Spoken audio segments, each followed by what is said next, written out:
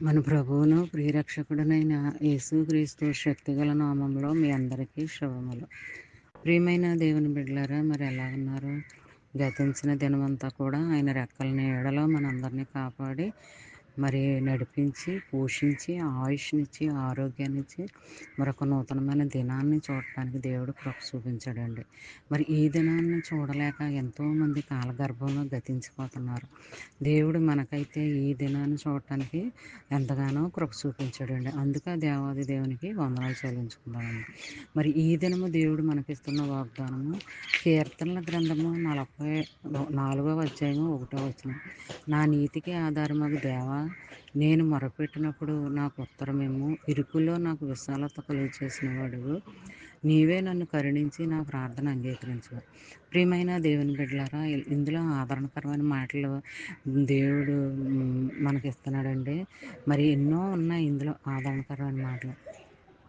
నా నీతికి ఆధారమగు దేవా, నేను మొరపెట్టినప్పుడు నాకు ఉత్తరమిమ్ము.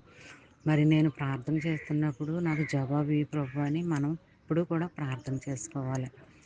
అంతే. మరి ఇంకా చూసినట్లయితే ఎంత విరుకులో ఉన్నప్పటికీ, మరి ఎంత గడ్డు పరిస్థితుల్లో ఉన్నప్పటికీ, ఇక్కడ ఇరుకు అంటే ఇరుకు అనేది ఒక సాదృశ్యంగా చూపెడుతున్నాడు అనమాట అండి.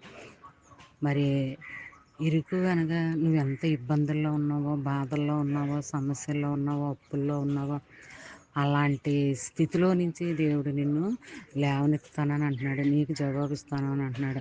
అంతే కదండి. అలాంటి స్థితిలో నుంచి లేవనెత్తి నీకు విశాలత అనేది కలుగు చేస్తాను, నెమ్మదినిస్తాను, నీ ప్రార్థన నేను ఆలకిస్తాను అని ఎంతగానో దేవుడు మరి మాటిస్తున్నాడు అనమాట అండి.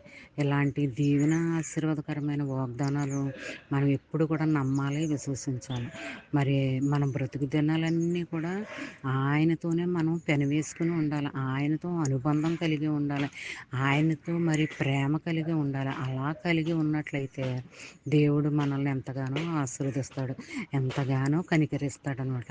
ఆయన కనికరము, ఆయన కృప, ఆయన జాలి మనపైన ఉండేటట్టుగా మనము కోరుకోవాలి. ఎలా కోరుకోవాలి? నువ్వు ఎలా ఉండాలి?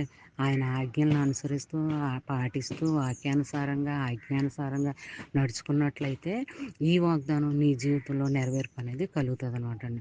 ఈ చిన్న వాగ్దానం మైండ్లో పెట్టుకుని ధ్యానించుకుంటూ అది ఉంటే ఆ దినమంతా నీకు ఎంతగానో ఆశీర్వాదకరంగా ఉంటుంది. మరి ఈ వాగ్దానం నీ జీవితంలో, నా జీవితంలో, మన అందరి జీవితంలో జరగాలని కోరుకుంటూ ఆమేన్. God bless you.